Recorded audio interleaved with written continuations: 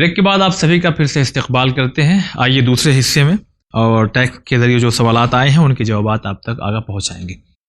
پہلا سوال اس طرح سے ہے کہ ہمارے نبی صلی اللہ علیہ وآلہ وسلم حضرت جبریل علیہ السلام نے سب سے پہلے انہیں کون سے سورہ پڑھائی؟ اقرا باسم ربک الخلق، سورہ اقرا تھا جو سب سے پہلا سورہ نازل ہوا جی، پروردگار عالم کی طرف سے. اگلا سوال اس طرح سے ہے کہ ہم نے دیکھا ہے کہ گوشت کی دکان پر، اسپیشلی مرغی کی دکان پر، وہ قبلہ رخ ذبح کرتے ہوئے نہیں دکھائی دیتے.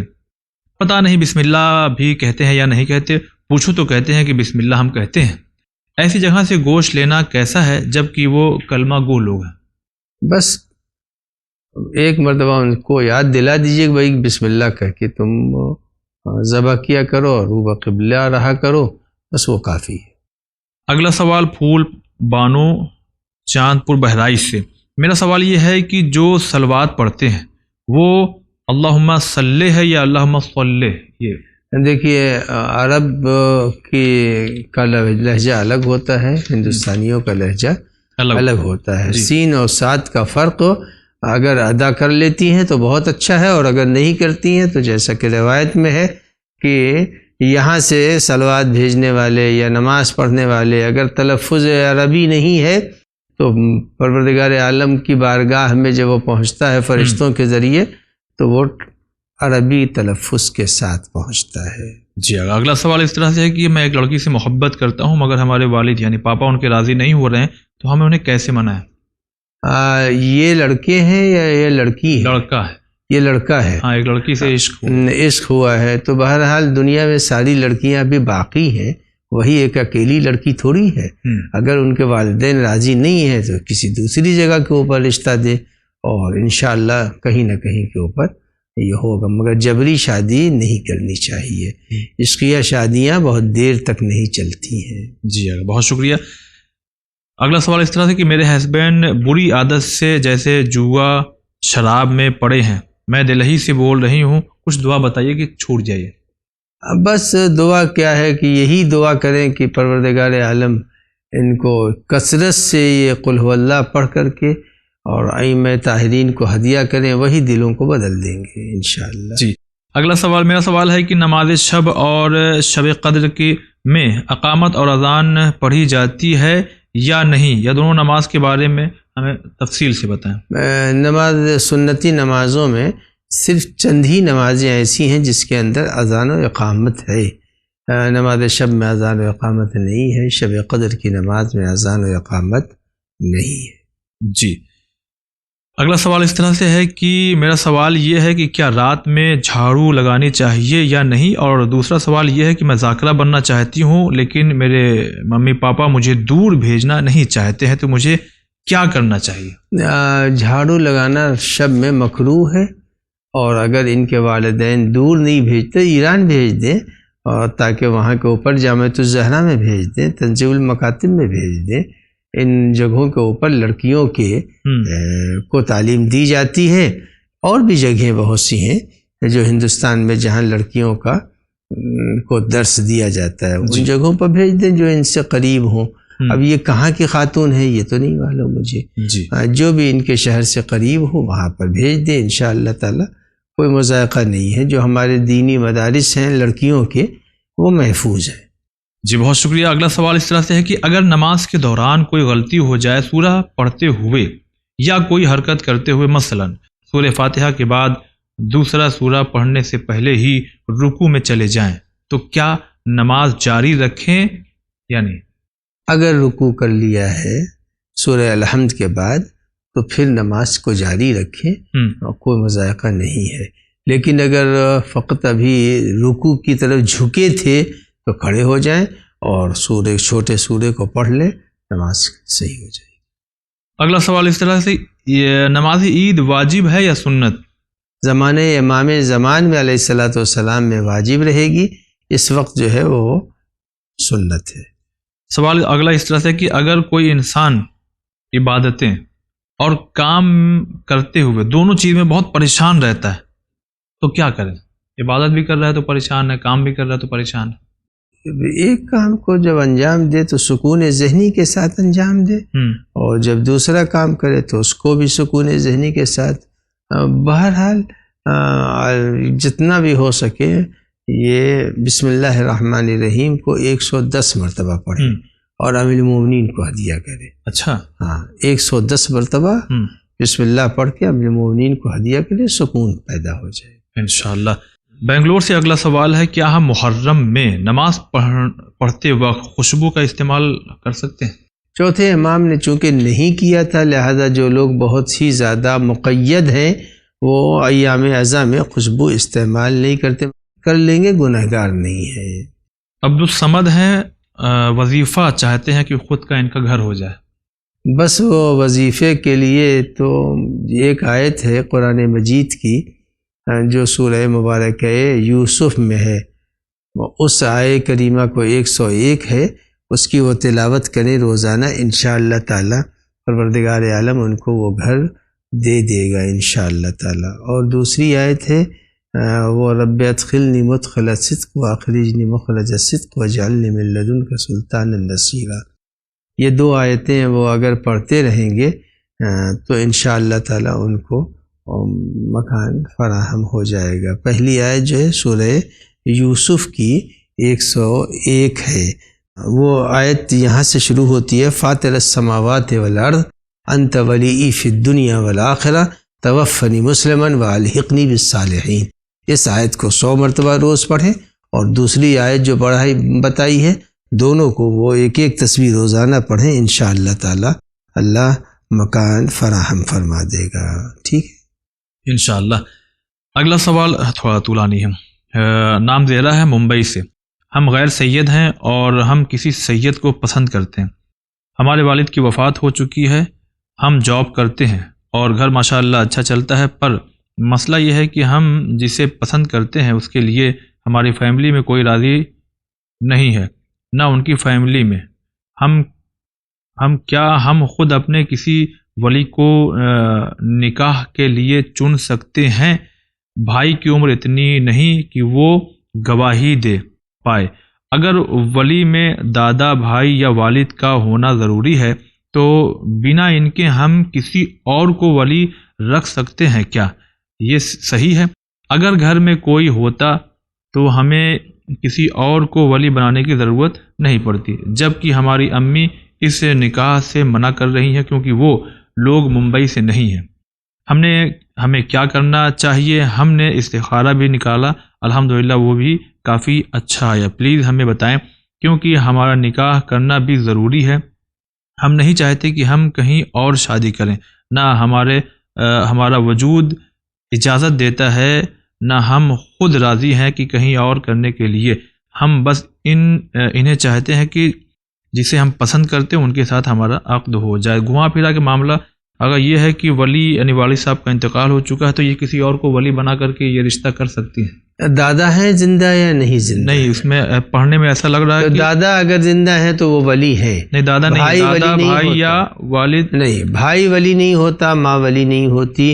اور اگر وہ یہ لڑکی ہے نا، جی اگر لڑکی ہے اور جو ان کا مد نظر شخص ہے، جی، اگر اس کے اندر تمام وہ چیزیں پائی جا رہی ہیں جو معقول ہیں، اور ماں کو ایسی جگہوں کے اوپر، معقول جگہوں کے اوپر مخالفت نہیں کرنی چاہیے، بلکہ اپنے خاندان کے بزرگوں کو، ماموں ہے، نانا ہے وغیرہ وغیرہ سے مشورہ کر کے اس کام کو انجام دینا چاہیے۔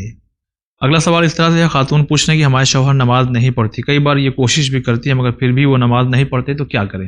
دیکھیے، امر بالمعروف اور نہی عن المنکر، 2-4 مرتبہ جب شوہر سے کہہ دیا آپ نماز پڑھیے، وہ نہیں پڑھتے تو بس اب ان کی کوئی ذمہ داری نہیں ہے، انشاءاللہ خدا کسی دن توفیق دے گا تو نماز پڑھنا شروع کر دیں گے۔ جی، Zahra from Toronto, thanks lot for answer my question.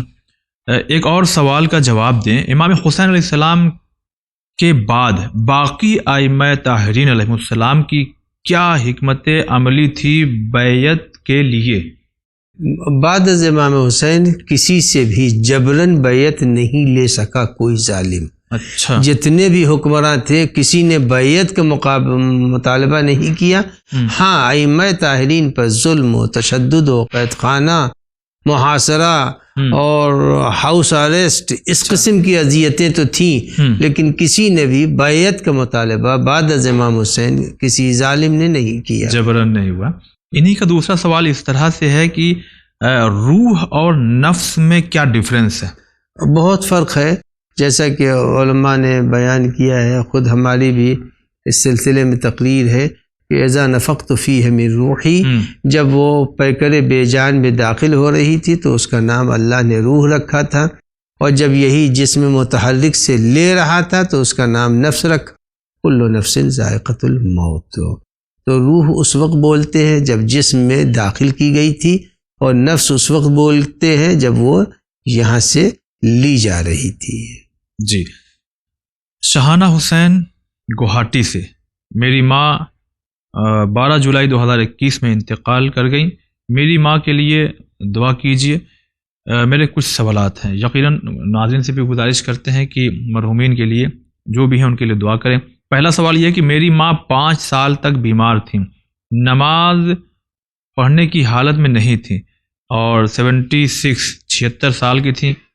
کیا ماں کی نماز معاف ہوگی؟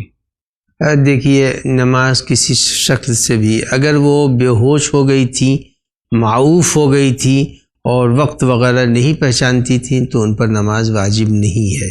اور اگر کہیں وہ تھیں اور باہوش تھیں، جسمانی کمزوری کی وجہ سے وہ اٹھ نہیں سکتی تھیں، بیٹھ نہیں سکتی، تو جس حالت میں تھیں اسی حالت میں ان کو نماز پڑھنا چاہیے تھا. لیٹے لیٹے پڑھ لیتی، اشاروں میں پڑھ لیتی، مگر نماز وہ کافی ہوتی ان کی. اچھا. اور اگر انہوں نے نہیں پڑھا ہے، اشاروں میں پڑھ سکتی تھی، ہوش حواس میں تھی، تب ان کی جائیداد کو تقسیم سے پہلے ان کی نماز کو ادا کرانا چاہیے. انہی کا اگلا سوال، اگر ان کی اولاد چاہتی ہے تو وہ قضا ان کی کرے. جی. انہی کا اگلا سوال ہے کہ ماں کی مغفرت کے لیے کیا کرنا چاہیے؟ ہم کیا دعا کریں کہ ماں کی روح کو شانتی ملے؟ قرآن کثرت سے پڑھیں، مجلس سے کرائیں، بس یہ 2 ذریعے ہیں میت کے تسکین روح کے لیے. پھر یہ تیسری بات پوچھتی ہے کہ کیا مرنے کے 40 دن بعد لوگوں کو دعوت دے کر کھانا کھلانا ضروری ہے؟ سیم جلم، یہ سب جتنی چیزیں ہیں اس میں ثواب رکھتا ہے، بس اور کوئی اس کی شرعی حیثیت نہیں ہے کہ آپ بلا کے کھانا ہی کھلائیں. ہو سکتا ہے کہ کوئی بندہ مومن ہے، مسجد میں اس نے لا کے تبرک تقسیم کر دیا، اور بس کافی ہے، وہ بلی سے چہلم ہو گئی اس کی. کوئی ضروری نہیں کہ کھانا ہی کھلایا جائے، اور مرغ اور پلاؤ اور گوشت وغیرہ. مرنے کے بعد کیا ہوگا؟ پلاؤ کھائیں گے، احباب، فاتحہ ہوگا، یہ سب تو اپنی رسم و رواج ہے. ورنہ بڑے شہروں میں تو مثلا مراجع کے انتقال ہوتا ہے تو کھانا تھوڑی کھلایا جاتا ہے. مسجدوں میں آئے لوگوں نے قرآن پڑھا اور روانہ ہو گئے، یا کبھی ایسا بھی ہوتا کہ کوئی شیرینی وغیرہ، چائے وغیرہ پر گزارا کر دیا. یہ ہمارے یہاں یہ سب رواج، ہمارے یہاں یہ سب ہے، مشکلات ہیں، جیسے بہت ضروری ہے. نہیں. اچھا. اگلا سوال اس طرح سے ہے کہ میرا سوال یہ ہے کہ آج کل لڑکیوں کو شادی کی عمر ہونے کے بعد بھی جلدی شادی نہیں کرتے. اس کی وجہ یہ بتاتے ہیں کہ اگر لڑکی شادی کے بعد بھی جاب کرے گی، اس شرط پر بھی رشتہ نہیں کرتے. لڑکیوں کی عمر ہو جاتی ہے لیکن شادی کی جلدی نہیں کرتے، یعنی اس شرط لگاتے ہیں کہ شادی کے بعد یہ جاب نہیں کرے گی. پھر اس کے ساتھ یہ بھی لکھتے ہیں، یہ باتیں پیش کی جاتی ہے کہ ہم شیخ ہیں، خان ہیں، شاہ ہیں، تو ہم شاہ ہیں تو ہم سید میں نہیں دیتے. وجہ پوچھنے پر بتاتے ہیں کہ ہمارے بڑے بھی ساس سسرے نہیں بولتے کہ ایسا نہیں کرنا، کہ جو ہو اسی میں شادی کرو، وہ ناراض ہو جائیں گے. اللہ کی ناراضگی کا خیال نہیں رکھتے. پلیز وستار جواب دیں، شکریہ. دیکھیے، شادی کے لیے پیغمبر نے فرمایا شادی کفو میں کرو، اور جب کفو میں شادی ہے تو جو شرائط لڑکی کے ہیں وہی لڑکے میں بھی ہونے چاہیے. اور رہی بات تو ایمان اور اسلام معیار قرار دیا گیا ہے۔ اس کے بعد جتنے بھی شرطیں اس وقت ماحول میں پائی جاتی ہیں وہ خود اپنی بنائی ہوئی ہیں جی اگر کوئی شخص ان بنائی ہوئے اصولوں کو توڑتا ہے تو گنہگار نہیں ہوگا، لیکن بہرحال کفو ہونا چاہیے اور غیر کفو میں شادی نہیں کرنی چاہیے۔ میرا سوال یہ ہے کہ کام نہیں کرنا حرام ہے یا مکروہ؟ اگر حکم خدا ہے اور واجب ہے تو واجب ہے اس پر عمل کرنا، اور اگر حکم خدا نہیں ہے اور آپ کی مرضی سے آپ نے کوئی کام طے کیا ہے تو اختیار ہے، کرنا چاہے تو کرے، نہ کرنا چاہے تو نہ کرے۔ اگلا سوال یہ ہے کہ مسلمان فرقوں میں بٹے ہوئے ہیں، اس کے لیے سب ایک ہو جائیں، اس کے لیے کچھ کریے۔ اب بس ایک ہی چیز ہے جو پیغمبر نے غدیر میں کیا تھا کہ ذات اہل بیت ہی وہ ذات ہے جس کے اوپر متحد ہوا جا سکتا ہے۔ جو آگے بڑھ گئے تھے انہیں بلایا تھا اور جو پیچھے رہ گئے تھے ان کا انتظار کیا تھا، تو ذات اہل بیت اتحاد کا بہترین مرکز ہے۔ جی بہت شکریہ۔ اگلا سوال اس طرح سے ہے کہ کہیں سے شادی کی دعوت آئے اور پتہ ہو ان کے یہاں حرام کی کمائی ہوتی ہے تو کیا وہاں جا کر کھانا صحیح ہوگا؟ اور کسی کے یہاں حرام کی کمائی سے مجلس ہوتی ہو تو کیا وہاں کا تبرک کا استعمال کرنا صحیح ہے؟ دیکھیے، مومن کے عمل کے اوپر شک و شبہ نہیں کرنا چاہیے۔ اگر یہ معلوم ہو گیا ہے یقینی طور سے، صرف ہو سکتا ہے کہ اس نے جو تبرک خریدا ہو وہ مال حرام سے نہ خریدا ہو اور اس نے اپنی محنت کی کمائی سے تبرک خریدا ہو، لہٰذا مومن کے عمل پر شک و شبہ نہیں کرنا چاہیے۔ ہاں اگر بالکل ہی وہ یقین سے کہہ رہا ہے کہ یہ مال حرام ہی سے ہے، پھر پرہیز کرنا چاہیے۔ اچھا، پھر سوال یہ بھی ہے کہ روح کی خوراک کیا ہے؟ روح کی خوراک عند ربہم یرزقون۔ قرآن کہتا ہے کہ جو لوگ یہاں سے چلے جاتے ہیں عالم برزخ میں، وہاں کے اوپر ان کو پروردگار عالم کی طرف سے دیا جاتا ہے۔ پھر انسان جس میں مثالی میں منتقل ہوتا ہے وہ فقط کوئی ہوا غبارہ نہیں ہے بلکہ ایک وجود ہے جو اس کو وہاں کے اوپر دیا جائے گا اور وہاں کے سارے تقاضے اس کے پورے ہوں۔ جی اگر بہت بہت ہم آپ کا شکریہ ادا کرتے ہیں۔ تو اس طرح سے ناظرین آپ کے بھیجے ہوئے تمام سوالوں کے جوابات اپنے اس محدود وقت میں چینل ون کے اس پلیٹ فارم کے ذریعے ہم نے آپ تک پہنچا دیا ہے۔ پھر سے اپنی بات کو دہرائیں گے کہ ابھی جن لوگوں نے اپنے سوالات بھیجے ہیں اگر ان کے جواب نہیں پہنچے ہیں تو انشاءاللہ اگلے ایپیسوڈ میں، اور جو لوگ ریکارڈ کروائیں گے ان سے پھر سے بڑے ہی دست بستہ گزارش کر رہے ہیں کہ کوشش یہ کریں کہ جب سوال ریکارڈ کرائیں تو ایسی جگہ چلے جائیں جہاں سے آوازیں نہ آ رہی ہوں، اور اپنی آواز تھوڑا تیز رکھیں، اور پیچھے سے اگر جیسے ٹیلی ویژن چل رہا، چینل ون آپ کوئی پروگرام دیکھ رہے ہیں تو اس کو ذرا تھوڑی دیر کے لیے میوٹ کر دیجئے تاکہ پیچھے کی آوازیں نہ آئیں، آپ کی آواز صاف صاف سنائی دے، تو ہمیں بھی آسانی ہوتی ہے آپ کے سوالوں کے جوابات کو آپ تک پہنچانے میں۔ تو انشاءاللہ اگلے ایپیسوڈ میں ملاقات ہوگی۔ اجازت دیجیے، السلام علیکم ورحمۃ اللہ۔